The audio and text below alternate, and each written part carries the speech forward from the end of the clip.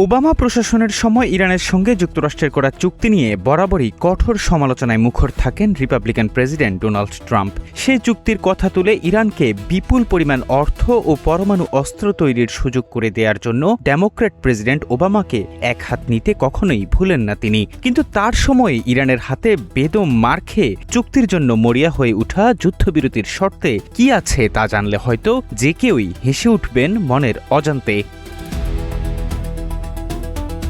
রয়টার্সের এক বিশেষ প্রতিবেদনে বলা হয়, যুক্তরাষ্ট্র ও ইরানের মধ্যে স্বাক্ষরিত রূপরেখা চুক্তিতে ইরানকে কেন্দ্র করে বিনিয়োগ বাড়ানোর উদ্দেশ্যে $300 বিলিয়ন একটি বেসরকারি তহবিল গঠনের প্রস্তাব দেওয়া হয়েছে। এই তহবিলের অর্ধেকেরও বেশি অর্থ ইতিমধ্যেই নিশ্চিত করা হয়েছে বলে এই চুক্তি সম্পর্কে সরাসরি অবগত একটি সূত্র রয়টার্সকে জানিয়েছে।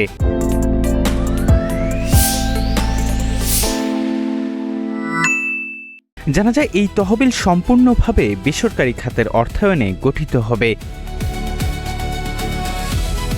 নতুন এই তহবিলটি একটি বেসরকারি বিনিয়োগের মাধ্যম হিসেবে কাজ করবে। এটি কোনো সরকারি পুনর্গঠন বা যুদ্ধ ক্ষতির ক্ষতিপূরণ কর্মসূচি নয়। এতে কোনো সরকারি অর্থ বা অনুদান অন্তর্ভুক্ত থাকবে না বলে জানিয়েছে সূত্রটি। তিনি আরও যোগ করেন, মার্কিন যুক্তরাষ্ট্র, আরব উপসাগরীয় রাষ্ট্র, এশিয়া, দক্ষিণ আমেরিকা এবং আফ্রিকার কোম্পানিগুলো এতে অর্থায়নের প্রতিশ্রুতি দিয়েছে। জ্বালানি, লজিস্টিক, ম্যানুফ্যাকচারিং এবং পরিবহন খাতে এই বিনিয়োগের প্রতিশ্রুতি দেওয়া হয়েছে বলে সূত্রটি উল্লেখ করেছে।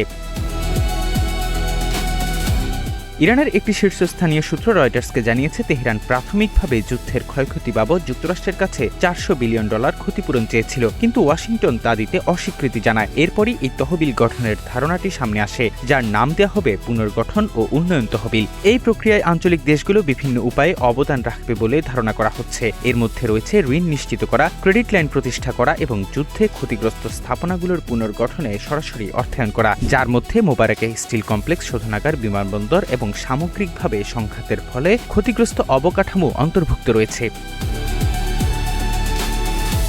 চুক্তি সম্পর্কে অবগত সূত্রটি জানিয়েছে, এই বিনিয়োগ তহবিলটি মার্কিন নিষেধাজ্ঞা প্রত্যাহার এবং বিদেশে ফ্রিজ করে রাখা ইরানের সার্বভৌম সম্পদ ফিরিয়ে দেওয়ার আলোচনা থেকে সম্পূর্ণ আলাদা। তিনি এই দুটিকে ভিন্ন উদ্দেশ্য ও সময়সীমার দুটি ভিন্ন আর্থিক ব্যবস্থা হিসেবে বর্ণনা করেছেন। একটি চূড়ান্ত এবং সন্তুষ্টজনক চুক্তি সম্পন্ন না হওয়া পর্যন্ত এই তহবিলটি গঠন বা কার্যকর করা হবে না।